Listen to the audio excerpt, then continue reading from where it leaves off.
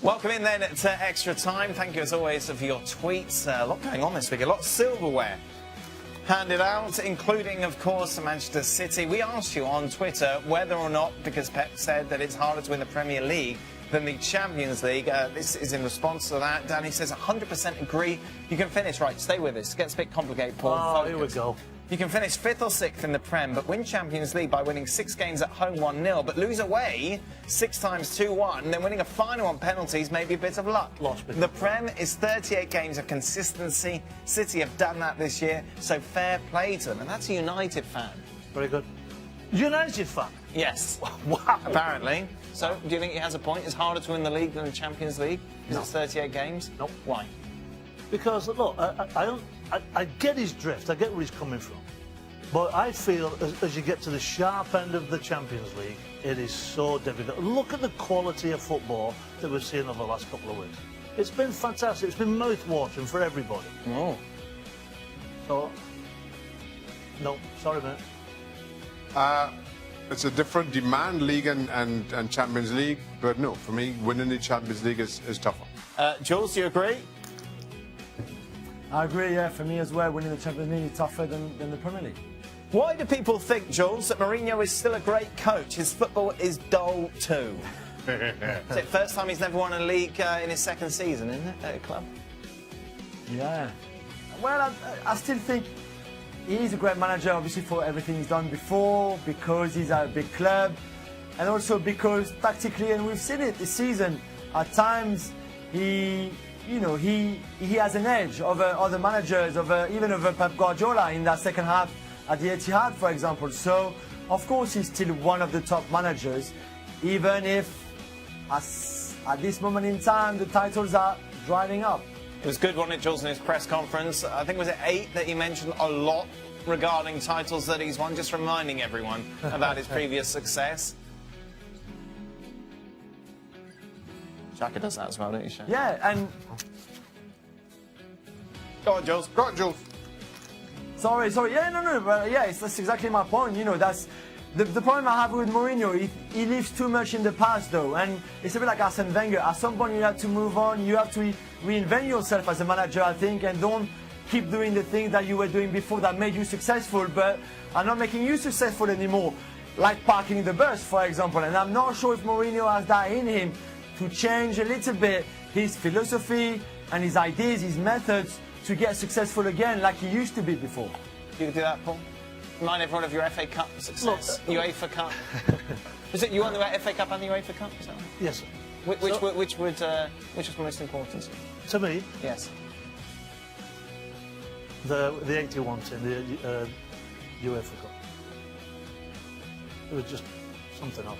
But getting back to Mourinho, we were praising him for the second half performance of United against City last week. Yes. We were praising his tactical changes and so forth, the chat with the players. This week against West Bromwich Albion, they were absolutely atrocious. What's the one strength that Albion's got? Aerial duels. So what do you need to do? You need to get it out wide and get it in the box, right? Look at the team that he picked. Juan Mata, I mean, he loves to come inside, so you're playing into their strengths. So tactically, that's a little concerning with Mourinho. He's got the lads on the bench. And what sort of preparation did he do in training to break down this West Brom side? Oh. Didn't seem like much. Oh, West Brom. Tactical analysis from Paul. My thing with Mourinho is I think he's good at stifling the opposition, setting up his teams tactically to negate what the opposition is doing, and he doesn't, in my opinion, on enough occasions, just let his teams go out and play. Did you tell him that when you interviewed him a couple of years ago? I tried to, but he kept talking about how many titles he won. Yeah, that was it. Yeah, just trying to tell him. As you do. Let's talk Griezmann to finish off, shall we? Must the FC Barcelona buy Antoine Griezmann? Is he worth 100 million euros? Of course he is. My goodness. He's unbelievable. Jules? Yeah, of course he is. I think 100 million euros for a player like him, that's his release clause, so he can't go higher than that. I think it's almost a bargain in this day and age. And I think not just Barcelona, if they think they can accommodate all those attacking players that they have, but Real Madrid and other big clubs in Europe should go for him. No, Brad. Decent. Decent.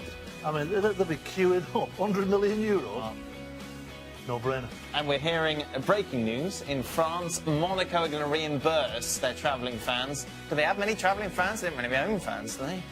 For making the trip to Paris. So that'll be very expensive then. What was your worst away defeat? I conceded 7 already. Where did you concede 7? I think it might have been at Goodison, you know. Oh, really? Who was scoring? Who was there back in the day then? Who- Duncan Ferguson. Oh, lovely. Yeah. I remember 2 successive away trips. Yep. He conceded 7 at Goodison and 5 at Blackburn. Conceded 12 goals at 2 successive away trips. That's a lot of goals. Is that when Blackburn in the Premier League? What kind of question is that? Well, because it's interesting to me. Was it? Was it in the Pub League or the Prem? The Premier League. Was that with Pompey? No, with West Ham. Really? Under Pardew. Was that when you're Hammer of the Year? No. It was, I think that was under. Was that under Pardew? I had- That might have been under What's your Pardew. worst defeat, Paul? Two most embarrassing.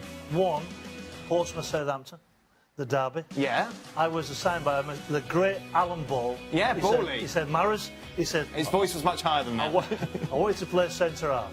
I said, well, I'm not really playing a lot of centre half. And we conceded 6. The lad who was playing against scored 3. So that was the end of my central relationship. So that was pretty bad. Then the other one was, I think I can tell this now. We're at Ipswich, we're absolutely flying. And the lads in the team, they loved a bet. So we all piled on. Uh-oh. And we're playing Stoke City. And it was a bit like United and West Brom today. We should go up there and just pummel them. They did us 1-0, they beat us 1-0. So we'll go back into the dressing room afterwards. So as we're coming off, we're all, I can't believe it. So the gaffer, Sir Bobby Robson, he's up there. He said, he's really giving it to us big time, innit? And he thinks that all the players are really upset. But what we're upset about is all the dough that we lost from the bookies, because if we'd have won, we would have made a right killing. Oh, I thought you bet on yourselves losing. No! Never that ever. A proper story. Oh my.